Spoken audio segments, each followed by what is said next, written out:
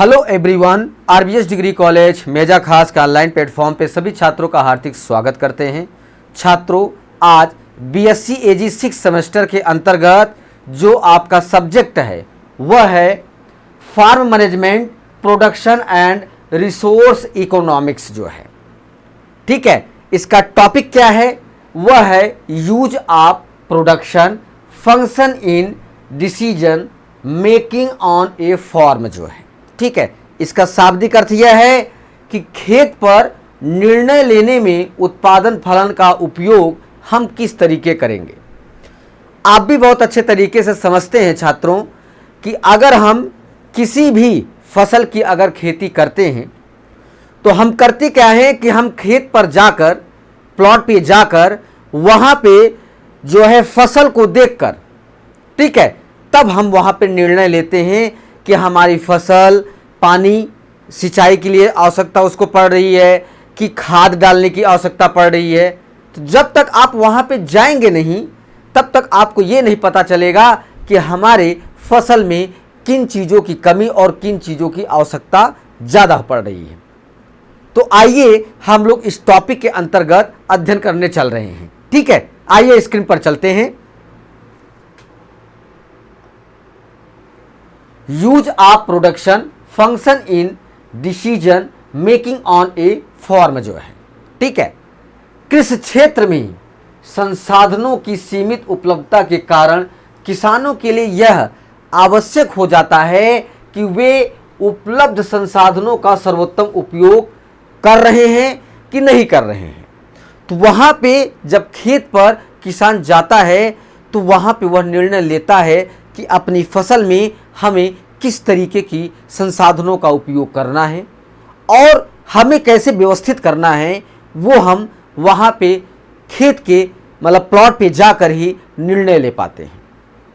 तो कहने का अर्थ ये है कि कृषि के क्षेत्रों में जब हम संसाधनों का उपयोग करते हैं तो उसका उपयोग पूरी मात्रा में हो रहा है कि नहीं हो रहा है, तो इन सब चीज़ों पर हम निर्णय जो है अपने प्लॉट पे जाके उस फसल को देखकर तब हम निर्णय लेते हैं।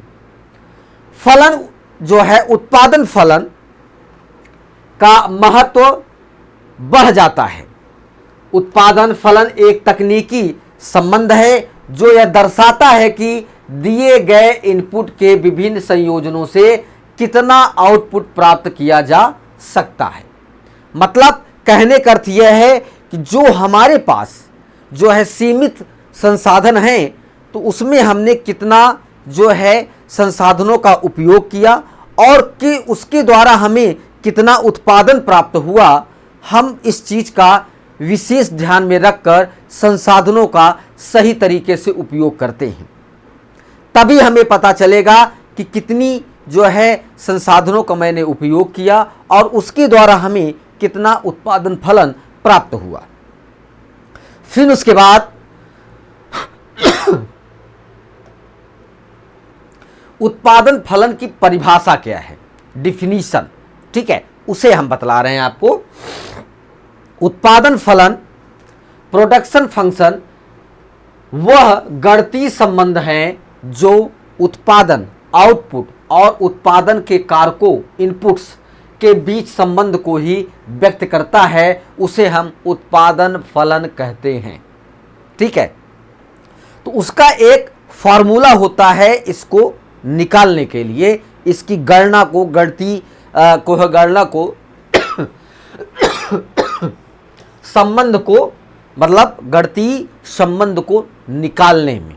ठीक है, तो कहने का अर्थ ये है Q equal to F invert comma L K T M, जहाँ पर इसका सभी जो है जो कैपिटल जो है अक्षर दिए गए हैं उसका क्या अर्थ है उसे हम बतला रहे हैं कि Q का मतलब हुआ उत्पादन, जिसे हम आउटपुट कहते हैं इंग्लिश में।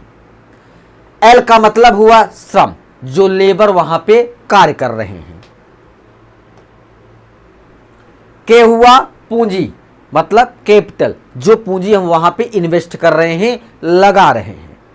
T है वहां पे भूमि, जो लैंड है। ठीक है, M है उसका प्रबंधन, मैनेजमेंट। इसके द्वारा हम उत्पादन फलन की गणती जो है आंकड़े को निकाल सकते हैं कि कितना मैंने इनपुट का प्रयोग किया और हमें कितना उत्पादन प्राप्त हुआ। फिर उसके बाद उत्पादन फलन के प्रकार क्या हैं, ठीक है। अल्पकालीन उत्पादन फलन जो है इसको इंग्लिश में कहते हैं शॉर्ट रन प्रोडक्शन फंक्शन। इसमें कुछ कारक स्थिर रहते हैं जैसे भूमि, जबकि अन्य परिवर्तनीय होते रहते हैं जैसे श्रम आपका परिवर्तन होता है, उर्वरक किसान परिवर्तित करते हैं। अल्पकाल में केवल कुछ ही इनपुट को वह बदल सकते हैं। मतलब कहने का अर्थ ये है कि अगर वो गेहूं की फसल ले रहे हैं तो वहाँ पे जो परिवर्तन वो मतलब तुरंत कर सकते हैं तो वह केवल श्रम में परिवर्तन कर सकते हैं, उर्वरक में परिवर्तन कर सकते हैं, उसके बाद उसमें परिवर्तन नहीं कर सकते। इसीलिए अल्पकालीन उत्पादन फलन इसे कहा गया है, ठीक है। फिर उसके बाद दीर्घकालीन उत्पादन फलन लॉन्ग रन प्रोडक्शन फंक्शन। इसमें सभी कारक परिवर्तनीय होते हैं। किसान अपने उत्पादन के पैमाने को पूरी तरह बदल सकता है, ठीक है, दीर्घकालीन उत्पादन फलन के द्वारा। फिर आता है उत्पादन फलन के प्रमुख जो सिद्धांत है, प्रिंसिपल्स हैं, वो हम बता रहे हैं कि सीमांत उत्पादन के नियम, लॉ ऑफ मार्जिनल प्रोडक्ट क्या है, ठीक है। जब एक इनपुट को बढ़ाया जाता है, मतलब कोई क्या कहते हैं, जैसे अगर एग्जाम्पल के रूप में अगर छात्रों हम बताएं तो अगर हम गेहूं को नई किस्म में परिवर्तन ला रहे हैं तो वहां पे इनपुट में कुछ हम उस चीज को बढ़ावा दे रहे हैं। बाकी इनपुट स्थिर हो रहते हैं जो एक समय के बाद अतिरिक्त उत्पादन को घटने लगता है। मतलब लगातार अगर आप किसी भी भूमि में अगर गेहूं की फसल अगर ले रहे हैं तो वहां पे कुछ समय के बाद आपका उत्पादन घटता चला जाएगा। प्रतिफल का नियम है छात्रों, रिटर्न्स ऑफ स्केल। जब सभी इनपुट समान अनुपात में बढ़ाए जाते हैं तो उत्पादन किस प्रकार बढ़ता है, वह बढ़ते प्रतिफल में, ठीक है, इंक्रीजिंग रिटर्न्स। स्थिर प्रतिफल में कंस्टेंट रिटर्न्स, घटते प्रतिफल में डिक्रीजिंग रिटर्न जो है। इसके द्वारा जो है हम प्रतिफल के नियम को, आंकड़े को अच्छे तरीके से समझ सकते हैं और उसके आंकड़े को निकाल सकते हैं।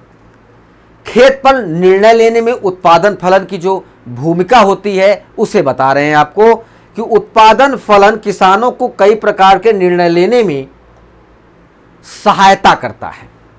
संसाधनों के उचित संयोजन, किसान यह तय कर सकता है कि कितनी मात्रा में हमें श्रम की आवश्यकता है, कितनी मात्रा में हमें उर्वरक की आवश्यकता है और कितना हमें पूंजी की आवश्यकता उपयोग करना है। ये हम अपने संसाधनों के उचित संयोजन के द्वारा ही इस आंकड़े को, संयोजन को निकाल सकते हैं, जो ताकि अधिकतम उत्पादन हमें मिल सके, ठीक है, हमारा उत्पादन लगातार वृद्धि हो, अधिक उत्पादन हमें प्राप्त हो। लागत को कम करना, उत्पादन फलन की मदद से किसान यह समझ सकता है कि किस इनपुट की कितनी मात्रा लागत के अनुसार हमें उचित पड़ेगा। अधिकतम लाभ प्राप्त करना, किसान उस बिंदु का चयन करता है जहां उत्पादन से प्राप्त आय अधिकतम हो या लागत न्यूनतम हो, ठीक है। फिर आता है कि इनपुट और आउटपुट का संबंध का हम विश्लेषण कैसे करेंगे, एनालिसिस कैसे करेंगे। तो उत्पादन फलन इनपुट और आउटपुट के बीच 3 चरणों को दर्शाया जाता है। पहला चरण बढ़ते प्रतिफल में, इस चरण में उत्पादन तेजी से बढ़ता है, किसान को इस चरण में अधिक इनपुट का उपयोग करना चाहिए। दूसरा जो है चरण है घटते प्रतिफल में लेकिन सकारात्मक होता है।